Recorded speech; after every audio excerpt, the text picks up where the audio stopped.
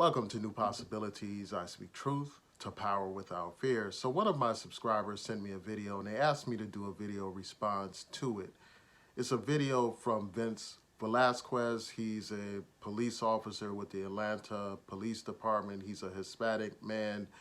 And so I'm going to play this audio and then I'm going to come back with my commentary. Hey guys, Vince Velazquez here. It's been a while since I've filmed a video, but I felt compelled to do one now in light of what most recently happened yesterday with 7-year-old Kennedy Maxie dying. And if you don't know, Kennedy Maxie, 7 years old on December 21st, riding in the car with her family out Christmas shopping. And on Peachtree Street, right in front of Phipps Plaza, she gets struck in the head by a stray bullet. What I've learned is there's some type of altercation in the parking lot between two groups of people in Phipps Plaza in front of Saxford Avenue, to be exact. And then gunfire happened, and this poor little girl was struck in the head. And she held on as long as she could, and unfortunately yesterday, she died from her injuries. So that in and of itself is sad. I don't have to tell you that. Everybody knows that. It's an innocent life lost. She did nothing, and I can only imagine how excited she was at 7 years old to be out with her family Christmas shopping, to think in 4 days she'd wake up and open her presents, but that never happened. So what's the bigger problem here? Well, the bigger problem is we have all gone through so much in 2020. Before the pandemic, we know there has been a problem with police brutality, corruption, and the need for police reform. And you won't get an argument from me on that. I totally agree with that. Many protests that turn into riots, destruction of property, people expressing their anger towards police brutality, George Floyd, even Ahmaud Arbery in Savannah, Georgia, the incompetence of law enforcement there and the district attorney's office to seek justice. So all of those things are important, no doubt. And I support that. I don't condone violence. I don't condone any of the riots that happened. I don't condone destruction of property, but peacefully protesting in the name of police reform, I agree with, because things need to change. But here's the problem. Where's the protests? Where's the demonstrations when this little girl, 7 years old, this innocent life is lost, taken tragically, not just lost, taken senselessly? Where's the outrage? I don't see people marching. I don't see preachers on TV demanding justice. I haven't seen it. I see absolutely nothing. It's business as usual. And that's a problem, because the bigger problem is this. There are calls to defund the police, and if you don't know what that means, I'm not going to explain it to you.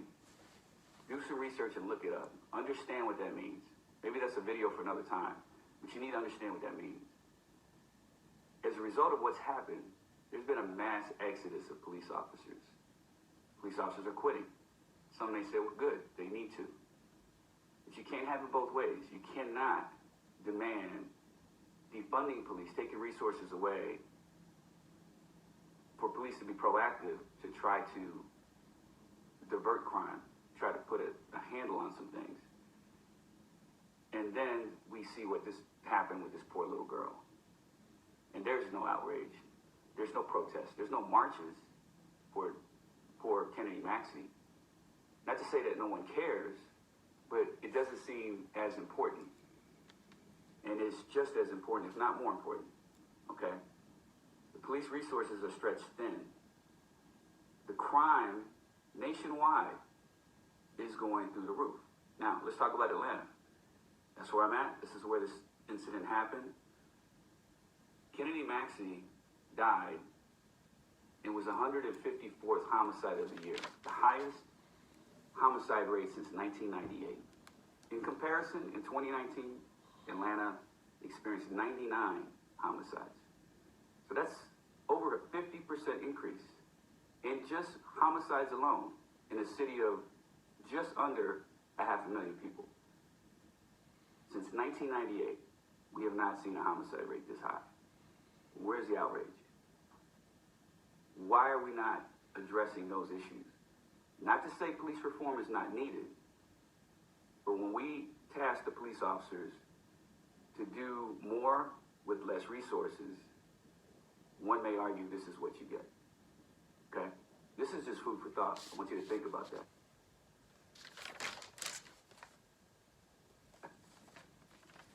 Kennedy Maxie's life mattered just as much as anybody else's. And that's something we need to think about. Where's the outrage? Where's the protest? I'd like to see it.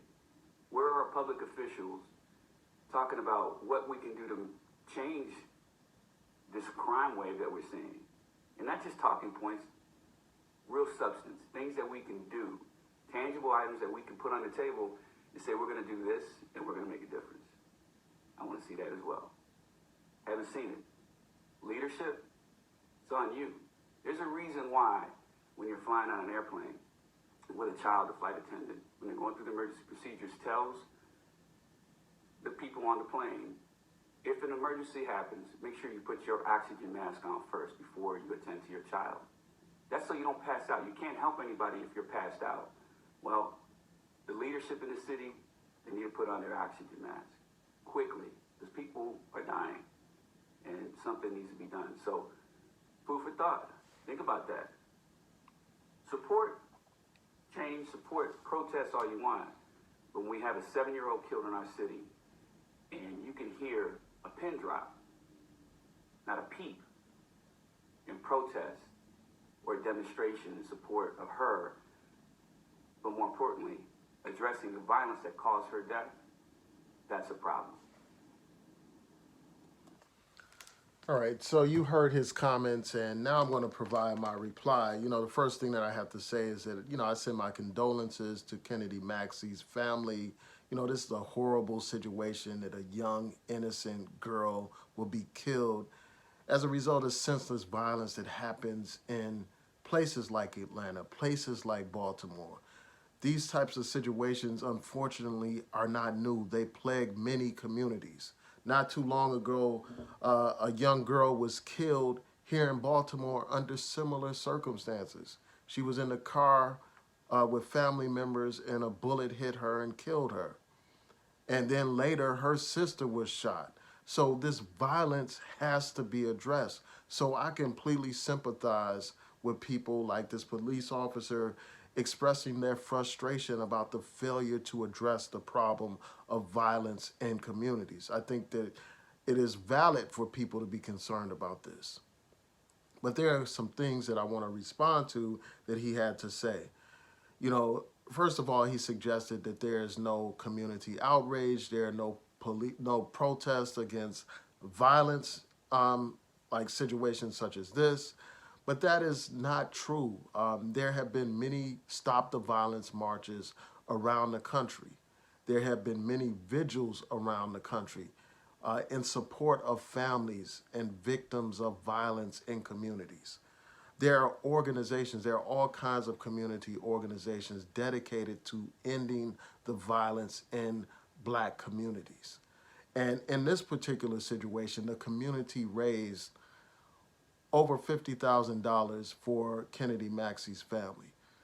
The community members were speaking out and demanding that action be taken, that justice occur in this case. I saw a news report that talked about this, how there was a community outcry after this shooting. So let's not pretend like Black communities don't care about the violence that is plaguing our communities. We absolutely do care.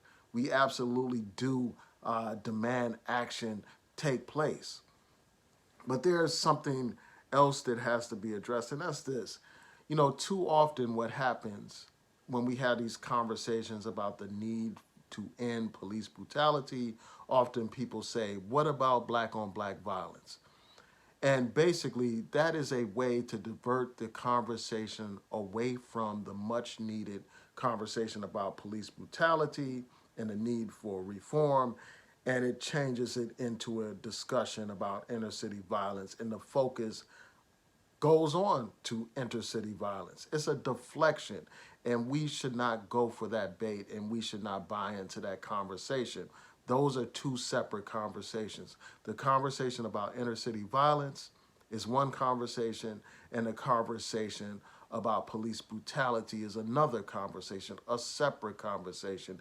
And too often, people like this police officer try to blend these conversations and make them into one conversation when they are, in fact, two separate conversations. Now, one thing that he talked about is like, it doesn't seem as if people have the same level of concern about inner city violence that they have for incidents of police brutality. For instance, you will see massive crowds protesting against police brutality, but you don't see the same size in crowds when it's an incident of inner city violence. And there is some truth to that, and I can explain why. I mean, first of all, when somebody is a victim of inner city violence, often if the police have identified the suspect and they have evidence that that suspect is responsible for that crime, that suspect is incarcerated. That suspect is, submitted to the court system. They are charged, they are convicted if the evidence is strong enough, and they go to jail. They face the justice system.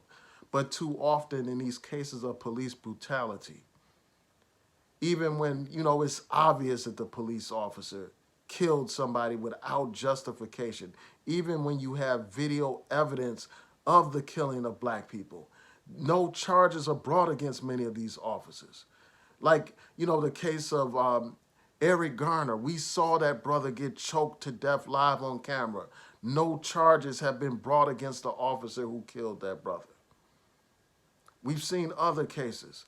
Philando Castile, that brother shot to death by a police officer. No justice in that case. And the list goes on and on. Breonna Taylor, shot down, killed in her own home. No charges were brought against the officers for killing that sister. So and then the other thing is this: not only do we have a justice system that fails us, these police, their duty, their duty, at least on paper, is supposed to be to serve and to protect and serve. That's supposed to be their job function and their duty. And too often, instead of protecting and serving the people, they brutalize, harass, and kill the people. That's what has happened. And that is why people are outraged. Our dollars pay for these police officers. And they are the ones that are supposed to protect us, but too often they are the ones killing us and, racially profiling us. So there is a reason why there are massive crowds of people out in the streets protesting against police brutality. People at least have the assurance that they identify a suspect in these inner city violence cases, that suspect is going to jail if they have the evidence. And that is what has happened in this particular situation. They have already identified a suspect in the killing of Kennedy Maxie. And hopefully they will apprehend, arrest that suspect, and lock that suspect up for a long time for killing this sister. So that's a point that I had to raise. Another point is that he was suggesting that, that we have violence, because of this, this defunding the police, as if defunding the police is part of the reason why we have the violence. And the fact of the matter is, the Atlanta Police Department has not been defunded, at this point. So the violence that we see is not a result of any defunding of the police. Often what happens is these police departments have a lot of funding, and funding these police departments alone is not going to solve the problem of inner city violence. These police departments have a lot of funding in places like Baltimore, where our schools do not have the funding that they need to provide quality education to our young people. the police get more and more funds, but yet and still the crime rate continues to climb. The violence rate continues to be above 300 here in Baltimore. And in other cities like Atlanta, you still have a high crime rate, despite the fact that these police have all this money to do all this stuff to prevent crime. So that makes it abundantly clear that the crime problem that we see is not just a question of funding the police, because the police have all the funding that they need, but yet and still our communities are not safe. Because the fact of the matter is, we can't police our way out of the violence. The violence that plagues our communities is not just a question of the police not having the equipment that they need or the funds that they need. That's not what it's about. We have to address the root causes of the violence in our communities. That's what we have to address. And that's the conversation that people like that police officer don't want to have. Because when you have that conversation, you realize that some of those funds that go to the police departments need to be diverted to address the root causes of the violence in our communities. You know, problems such as drug addiction in our community, problems such as failing families, problems such as failing schools, schools that don't have adequate resources, problems such as poverty and unemployment. As long as those problems are not addressed, you will continue to see the violence that we see in our cities around this country. We have to address those causes. We have to improve the quality of the education that our children receive. If a child is not educated, if a child does not have opportunities to advance in life, legitimate opportunities to advance in life, more likely than not, they will be caught up into a life of crime. And that life of crime leads to the violence that this officer is complaining about. So funds need to come from these police departments to address the root causes of the problems that plague our communities.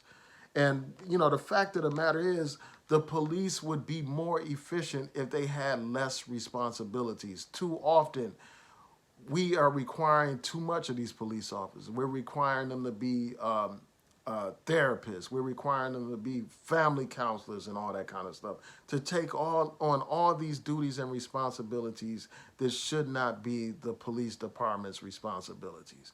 If those duties were taken away from the police and diverted to other agencies, and those funds were used to address the root causes of the problems that I mentioned, then we would have a more effective police department, and we would have less crime in the communities. Because that way the police would be able to concentrate on serious crimes like homicides, and instead of being diverted to address all these issues that they should not be obligated to address.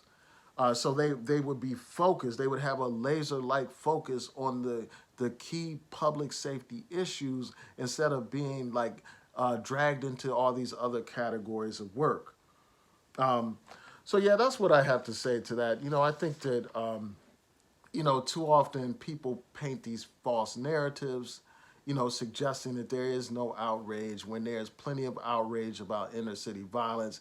And I agree that much has to be done, and many of these politicians have failed us. They have failed us, and that's the job of the voter.